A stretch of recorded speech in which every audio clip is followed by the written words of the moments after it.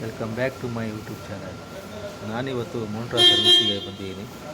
ಇಲ್ಲಿ ಒಂದು ಡೆಲಿವರಿ ಗಾಡಿ ಇದೆ, ನೋಡೋಣ ಮೋಂಟ್ರಾ ಬ್ಲ್ಯಾಕ್ ಅಡಿಕ್ಷನ್ ಗಾಡಿ ಹೇಗಿದೆ ಅಂತ. ಸೀಟ್ ನೋಡ್ಬೋದು ನೀವು, ವಿಶಾಲವಾಗಿದೆ. ಮುಂದುಗಡೆ ಲುಕ್ಕು ಸಹ ದೊಡ್ಡ ಬೆಡ್ಶೀಟನ್ನು ಹೊಂದಿದೆ.